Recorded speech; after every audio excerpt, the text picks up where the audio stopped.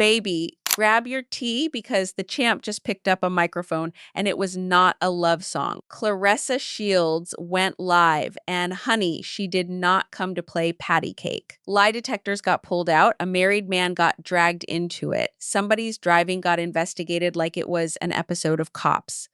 By the time this woman was done, Remy Ma was left standing there needing a whole new publicist. Let's spill it. Welcome back to Shella Elite Baby, where the tea is never lukewarm. Before we get into it, everything you're about to hear is pulled from what these two put out publicly themselves. So don't come for me, come for them. Now here's the backstory. Remy Ma dropped a diss track aimed straight at Claressa Shields, questioned her rap skills, throwing shade at her speech, just going for blood. And baby, Claressa Shields does not do ignore and move on. She does hold my earrings, so she hit that live button and let it all out. Like me, and what are you going to do about it? Are you going to, you feel me? You're not going to do anything. You know, you're not going to do shit. I told y'all. All that mumbo jumbo, all that talking, all that tweeting. You're not going to do nothing. So just move on. Stop the music. Stop Move the music. along. Stop. She opens up ice cold, staring dead into that camera like, you don't like me? And what exactly are you going to do about it? Baby, that energy alone should have been Remy Ma's warning sign to log off. Claressa is not scared. She is not nervous. She is not considering her words. She is a 19-time world champion who has been punched in the face professionally and lived to talk trash about it. She's cutting the music, starting over, doing bits for dramatic effect because she knows people are watching. This wasn't a quiet little clap back. This was a full production. And that, baby, is when you know somebody's about to get cooked. Now, here's where it gets messy. Claressa comes back swinging about Remy, always flexing, talking about how rich she is, how put together her life is, how she's got it all figured out. And Claressa's response? Ice. Cold. She basically says, baby, if you have to keep telling everybody how good your life is, maybe it's not as good as your advertising. She threw in this whole you're low vibrational line like she's part boxer, part spiritual healer now. And then, because we all know Claressa never misses a chance to remind you, she brings up the resume: 19-time champion, Hall of Famer, certified legend. Baby, when the receipts are that deep, you don't even need to raise your voice. Women should be triggered by me. What? If you have it going on and you're all this and all that, you should be good, right? But what I'm seeing is that people are faking to have their life together, faking to be good people, faking to even be rich and paid. You're not, because people who are rich and paid, we don't shit on other people. And we paid. You're not, because people who are rich and paid, we don't shit on other people. But here's where Claressa really goes for the jugular. Remy's whole argument was rich and paid people don't stoop low to drag other people. Cute theory. Except Claressa pulls up an old clip, Remy Ma sitting pretty on a couch, bragging about her 7-bedroom house, her pool, her home gym, her money, her good man. Sound familiar? Because that's the same energy Remy was just claiming she doesn't do. Claressa basically runs the lie detector test live on air, and shocker, it comes back positive for fraud. Baby, you cannot preach humility in one breath and flex a home gym in the next. Pick a struggle. And then, out of absolutely nowhere, we get the most random detour of the entire rant, the infamous weird-ass phone line.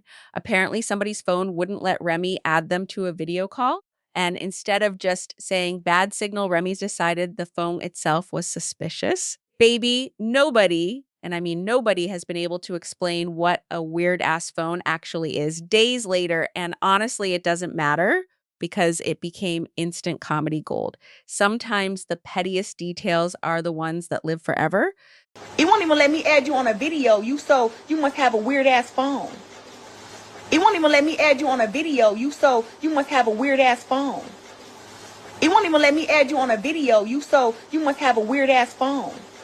We don't do it every single day. We don't put out narratives and rumors and try to tear somebody down if we have it going on. We are too busy focusing on how do you get to the next level? What can I do to make me bigger, better, stronger?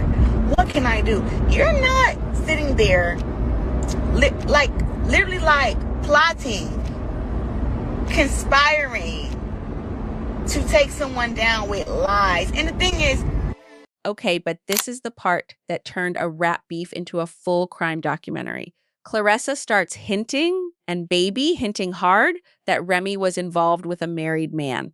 Not just a random hookup either. She's implying this was calculated, this was planned.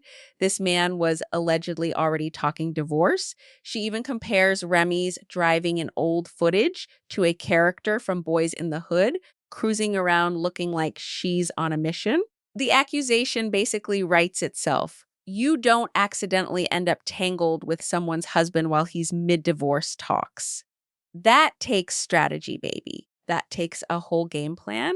And speaking of that driving footage, baby, that's another clip that had social media talking for days. Viewers immediately started dissecting every second, pointing out the FaceTime call, the driving, and everything happening in the background. The video spread across blogs and reaction channels almost instantly, with people debating whether it was simply a bad look or something being blown out of proportion online. As always, short clips rarely tell the full story, but that didn't stop thousands of people from offering their own theories. Within hours, the footage had become another headline in an already crowded public feud. Then came the flood of online speculation about the calls, the timing, and where the trip was headed. None of those questions have been publicly resolved, which is exactly why the clip continues to circulate. Supporters and critics looked at the same video and reached completely different conclusions, keeping the debate alive long after it was first posted. In the age of social media, a few seconds of footage can spark days of commentary, even when the available information remains incomplete. That's why this clip is still part of the conversation today. Now let's talk about the diss track for a second, baby, because the reactions were almost louder than the record itself. Commentators and fans flooded social media with their own reviews, and not everybody was impressed. Some critics argued the response outside the booth generated more conversation than the actual song, while others felt the debate surrounding it completely overshadowed the music.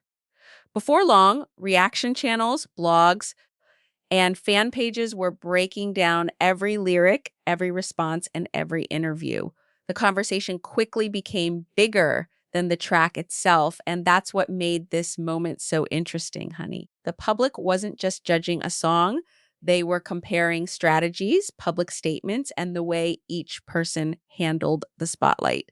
Some viewers believed the music landed, while others thought the online exchanges stole the show. In the end, the audience was split, but one thing was undeniable.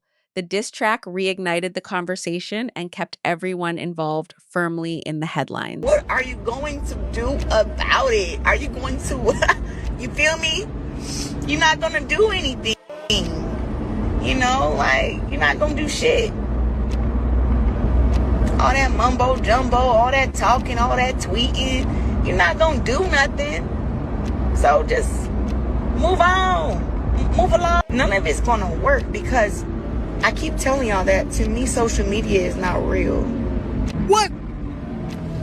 No, sometimes the best thing you need to do is shut up and get up off my live. Just caught that one comment. Anyways, I'm driving, but who is this? FaceTime audio. Told you, she is doing a crime. Driving and texting and shit.